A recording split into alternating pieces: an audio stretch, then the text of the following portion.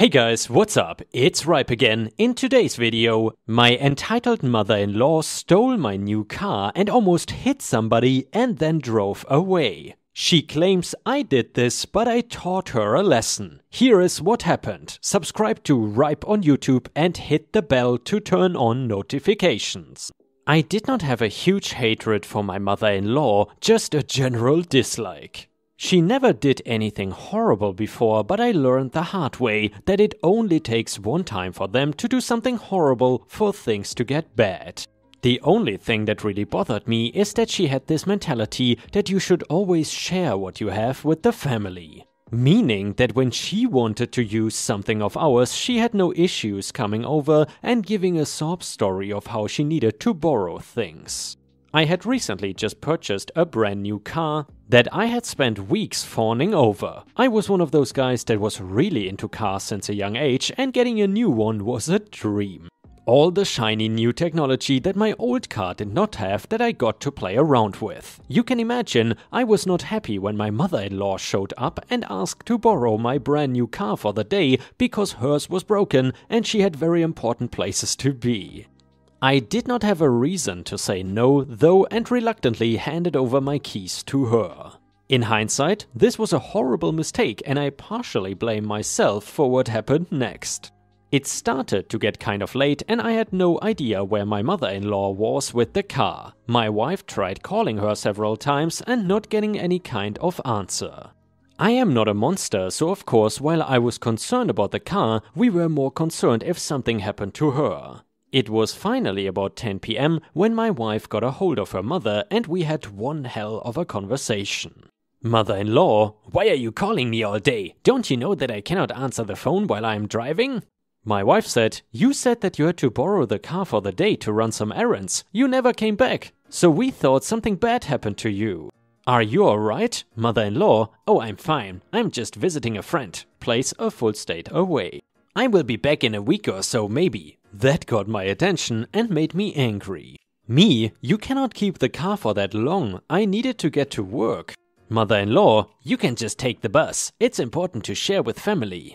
My wife was also telling her that it was not a nice thing to do and she could not just keep my car however long she wanted it. We agreed to lend it to her for just the day. She basically said that she was not going to return it now and would do it when she was good and ready. I knew enough that I had to get a firm handle on things or I was not going to see my car anytime soon. Me, "Listen, if you keep that car, I'm going to file a report with the police that it got stolen by you. You better come back with my car tomorrow or the police are going to be out there."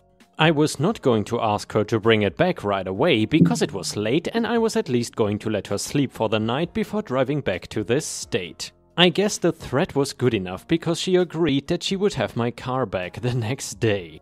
The next part of the story is what happened with her and my car. I did not know this information until a few days later, but this is what happened when she was trying to get back home and return the car to me. I guess she decided that she was not going to sleep and instead drive during the night to get me the car back. Not something I asked or expected her to do. She simply decided that driving sober was a dumb idea and instead picked up a 6-pack of beers to drink while driving. And yeah, Ripe stars obviously, who doesn't do that? Just a 6-pack of beers in your car to keep you busy, right? Total idiots. Anyway, this alone was a stupid idea and I feel the need to just tell everybody reading this to never drink and drive. While stopping at a gas station in her drunken state, she actually ended up hitting somebody with the car. I have no idea to this day if she did not notice it or if she saw what she did and just chose to keep driving anyway. During all of this, I was asleep and thinking that she was in another state still with my car. I got the car back not knowing any of this and for a couple of days, things were back to normal. Then the police ended up at my door and started to tell me that I was under arrest for a hit and run. I was confused, rightfully, and asked the officers to please explain to me when and where I hit somebody with the car. When they gave me a location of the border of my state and where my mother-in-law went, I knew right away that she must have done it. The guy she hit was alive and his friends managed to get my license plate number before my mother-in-law sped away in the car. I explained to them that she was the one driving the car, but until they could get things figured out, I was going to have to sit in a cell in the station. I don't ever recommend that place to anybody. I was under the impression that my mother-in-law would tell the truth about what happened that night and that I had nothing to do with it. Instead, she told the police she had no idea what I was talking about and I must have been the one that hit somebody since it was my car. This is the part of the story where I praise my wife as a genius because she convinced me a couple years ago to get security cameras. This meant that I had a time-stamped video of me sleeping in my house at the time of the hit and run. With me off the hook, the blame was getting shifted back onto my mother-in-law, and it turns out that they ran her credit card and found purchases in that same time frame in the area for gas and beer. This then brought up the argument if she was drunk at the time. They could not prove that she had consumed the beer, only that she had bought it. My wife was furious that her mother almost got me arrested for a crime she committed. I know that some of you are waiting to see what happened to mother-in-law legally because of the whole hit and run situation. I'm sorry to tell you all that I actually don't have any idea how that thing ended. My wife and I were so angry that we decided to cut off our contact with her mother at that point in time. No calls, no seeing her, nothing. I highly doubt she ended up in jail though and is still lurking around somewhere. That is also the last time I will ever lend somebody my brand new car to do anything. I'm never going to spread that idea. Just because somebody is family, it means you have to share things with them. And yeah, ripe stars, I would certainly say you have to be careful with some family members. I mean, not really my family because I got a very small family, but I know people that have been screwed over by their own family members before. The next one is titled, Wearing a Dress is Not Permitted. The characters are EM entitled mother, barista aka male manager, GF my girlfriend, M me. So I had a feeling this would happen one day, but I did not think it would happen so soon. So story time, this happened over the weekend of last week. I was with my girlfriend out in public and this was the first time in a while I had gone out in public looking feminine, and I mean feminine like full makeup, hair, a cute dress and some heels. We were heading to Starbucks to chill and chat since I've been busy with work. We walk in and order and sit down. Reminder, right now places like Starbucks and other shops like it are opening inside seating up again, but you must have a mask. We chatted for a bit when this woman comes over to us with her son, which was like 7 to 8 years old. I'm not good with ages. EM. Excuse me, but I overheard you talking and you don't sound like a woman, so will you please go change into something more appropriate? Me and my girlfriend look at each other confused. I look at this woman and say, I'm sorry, but how is this inappropriate? And also, why does it matter how I sound? I can dress any way I want. Quick thing, my dress goes down below my knees and I made sure no one could see it up. I got a picture of it on my page. EM, well, boys should not wear makeup and dresses. They are for women and you also don't want to confuse the kids. GF, miss, clothing is not restricted to just one gender. Also, OP is gender fluid and they can present themselves in any way they want. The entitled mother starts to look angry. I don't think she liked hearing that I am gender fluid. EM, there are only 2 genders and you should leave before I call the cops. At this time, people started to stare and a barista came over to see if everything is okay. Barista, is everything okay, miss? EM, no, this thing, she points at me, is being inappropriate for wearing this dress. I don't want my baby thinking he can wear women's clothing. I want them to leave or change. Me, sorry lady, I can dress the way I want, and plus, I'm not a thing, I'm a he. Barista, miss, there's not a rule about clothing as long as it is not showing anything inappropriate. OP can wear what she wants. EM, I wanna see your manager, these people need to leave. Barista, miss, I am the manager and I need you to leave. You're creating a disturbance and bothering my customers, or else I will call the cops. EM, fine, but you just lost a customer. She stormed out and the manager apologized for the inconvenience and gave us a free scone. But this is not the end of the story. About 10 minutes later, the EM walking back in with 2 police officers pointed at me. The 2 officers walked over to us and started asking questions. P1, Miss, we are being told you are showing inappropriate things to people. We would like you to come with us so we can ask you some questions. I was so confused, I looked at my girlfriend and her face was as shocked as mine. The EM had this smug look on her face like she won. Me, wait, I've been trying to have a nice day with my girlfriend. I said this in my normal voice so they would hopefully take a hint that the EM had lied to them. The officers looked at each other very confused.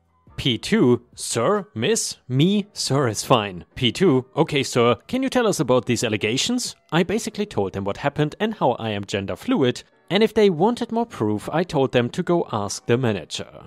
The EM had been throwing in comments like how disgusting it was that I was wearing a dress and how I should be arrested for being gay. They talked to the manager, proving our side of the story.